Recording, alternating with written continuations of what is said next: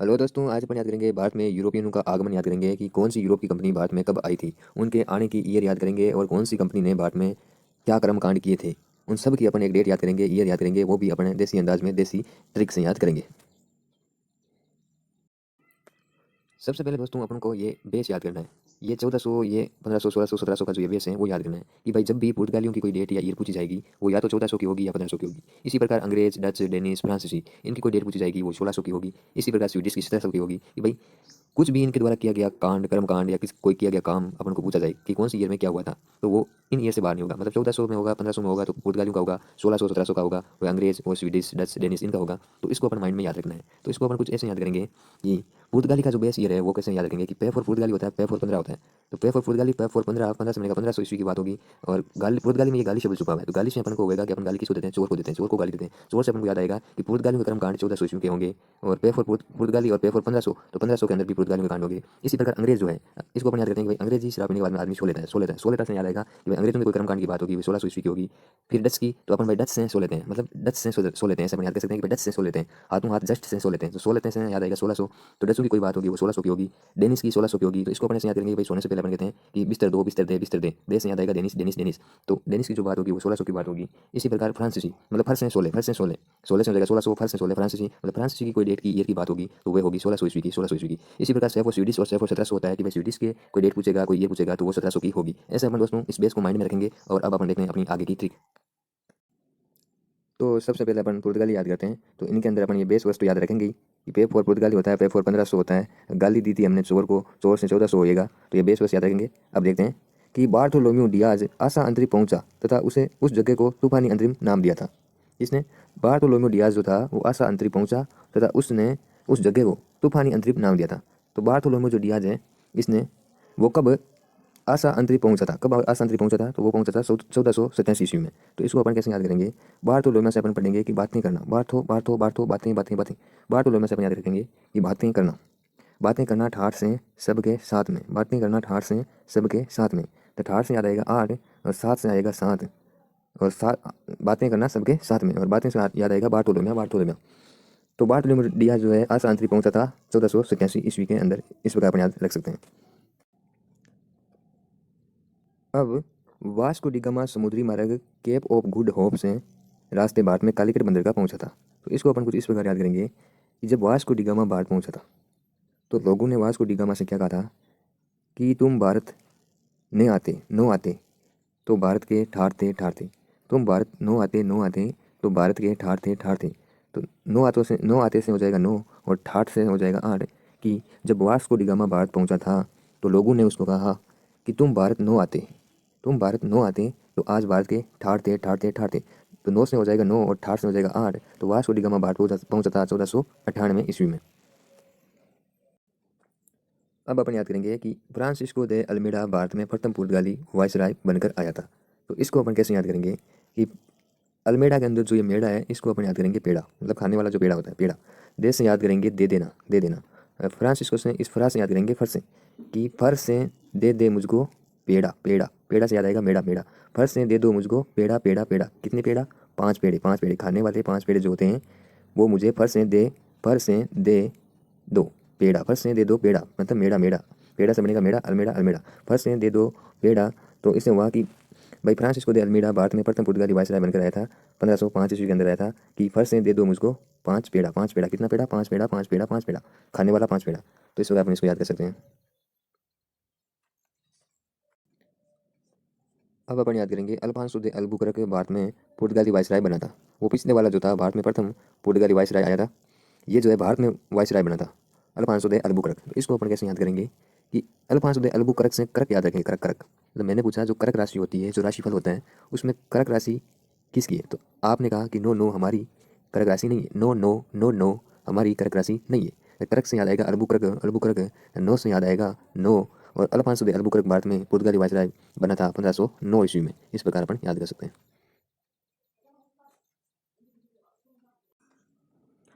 अब अपन याद करेंगे बीजापुर के यूसुफ आदिल शाह से गोवा जीता था अल्फांसो दे अल्बुकर्क ने 1510 ईस्वी में।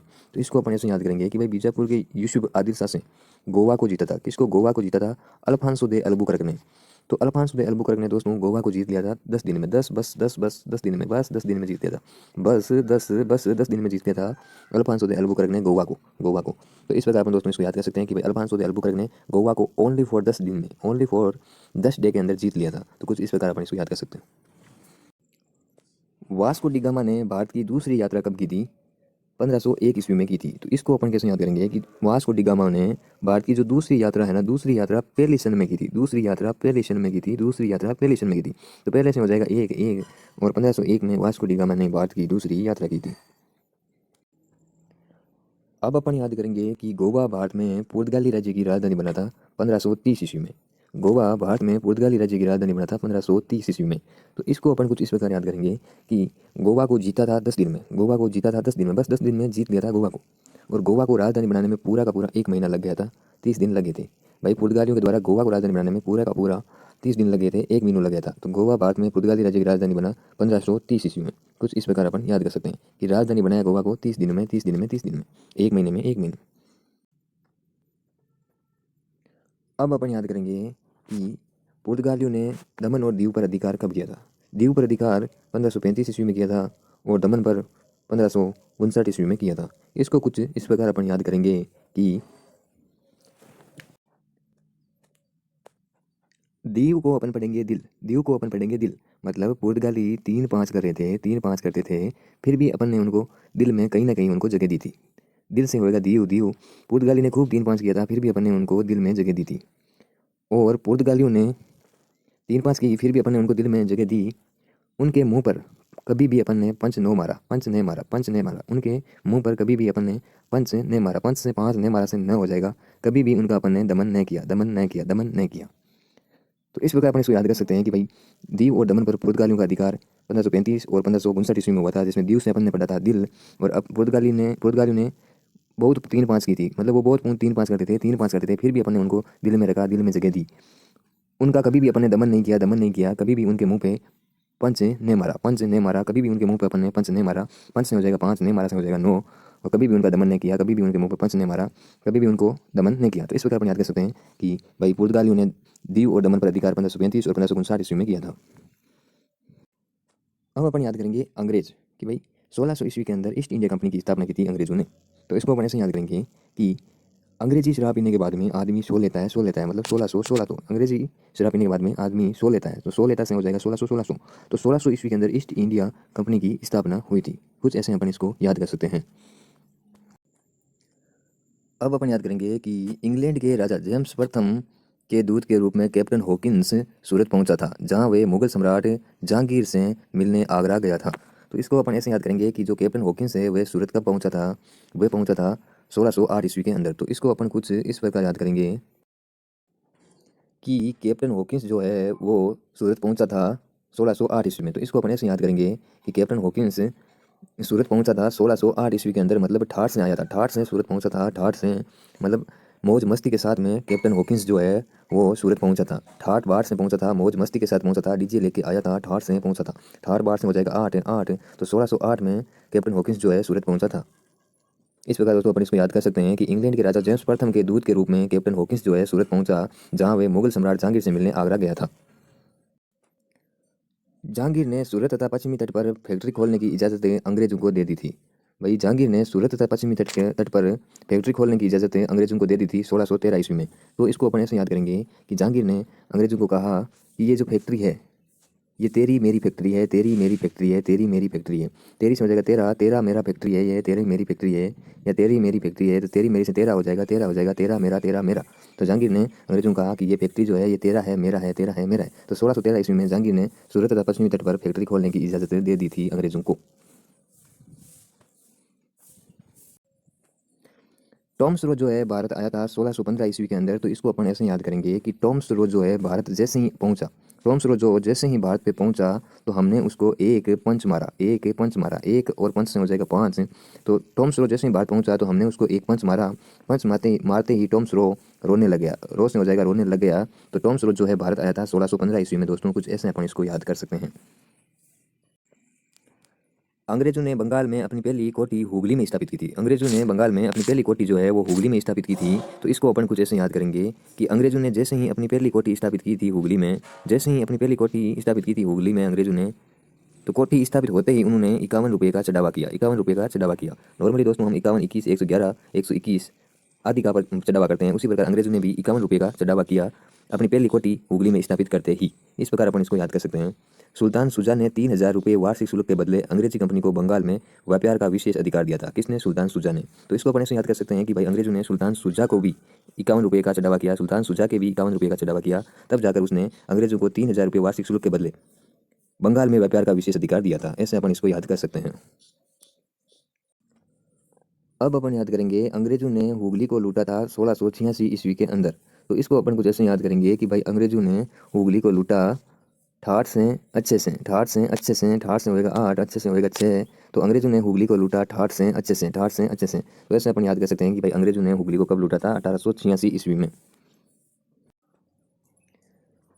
इंग्लैंड के राजा चार्ल्स द्वितीय का विवाह पुर्तगाली राजकुमारी कैथरीन के साथ हुआ। इस अवसर पर पुर्तगालियों ने देश के रूप में मुंबई द्वीप प्रदान किया। तो इसको अपन ऐसे याद करेंगे कि भाई पुर्तगालियों ने चार्ल्स द्वितीय को देश के रूप में मुंबई दिया। मुंबई देते ही जो चार्ल्स द्वितीय था वो एक सेठ बन गया, वो एक सेठ बन गया। एक सेठ से होगा 61, 61 कि भाई पुर्तगालियों ने चार्ल्स द्वितीय को देश के रूप में मुंबई दिया। मुंबई देते ही वो मुंबई का एक सेठ बन गया, मुंबई का एक सेठ बन गया, मतलब 61, 61, 61, 61, 61, 61। तो 1661 ईस्वी के अंदर। इस प्रकार कुछ अपन इसको याद कर सकते हैं। अब अपन याद करेंगे कोलकाता की स्थापना जॉब चार्नोक ने 1690 ईस्वी में की थी। इसको अपन ऐसे याद करेंगे कि किसी ने कॉल करके कहा, कॉल से होएगा कलकत्ता, कलकत्ता। किसी ने कॉल करके कहा कि जॉब जॉब जॉब 4 करते हो आप।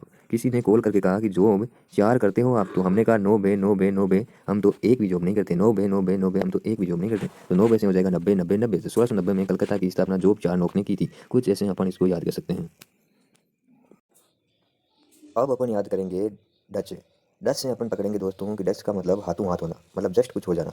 तो इसको कुछ ऐसे याद करेंगे कि डच्चू ने पुर्तगालियों को पराजित कर आधुनिक कोची में पोर्ट विलियन का निर्माण किया था। पोर्ट विलियन का निर्माण करवाया था 1663 ईस्वी में।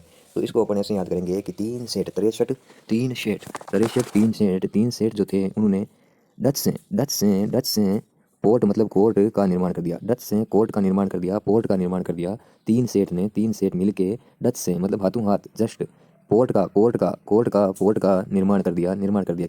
कितने सेठों ने मिलकर? 3 सेठ ने मिलकर। 3 सेठ से होएगा 63। तो इसको ऐसे याद कर सकते हैं कि डचों ने पुर्तगालियों को पराजित कर आधुनिक कोची में पोर्ट विलियन का निर्माण करवाया था 1663 ईस्वी में। अब अपन याद करेंगे डच ईस्ट इंडिया कंपनी की स्थापना कब हुई थी? जो हुई थी 1602 ईस्वी में। जिसको अपन कुछ ऐसे याद करेंगे कि डच के अंदर दोस्तों ये 2 शब्द है, 2 वर्ड छुपे हुए हैं, ड और चे, ड और चे। 2 वर्ड है, 2 शब्द है, 2 अक्षरों से बना हुआ है। डच से 2 अक्षरों से बना हुआ है। तो 2 से अपन को याद आएगा कि दो ही। तो डच ईस्ट इंडिया कंपनी की स्थापना 1602 में हुई थी। 2 अक्षरों से अपन पकड़ेंगे कि 2। डच जो शब्द है 2 अक्षरों से बना हुआ है और डच ईस्ट इंडिया कंपनी की स्थापना भी 2 में ही हुई थी, 1602 में। कुछ ऐसे इसको याद कर सकते हैं। अब अपन याद करेंगे कि डच्चों की मुख्य व्यापारी कोठी पुलिकट थी। डच्चों की जो मुख्य व्यापारी की कोठी पुलिकट थी उसकी स्थापना डच्चों ने की थी 1690 ईस्वी में। तो इसको अपन ऐसे याद करेंगे कि कोई पुल है तो किसी ने कहा कि पुल कट गया डच से पुल कट गया डच से।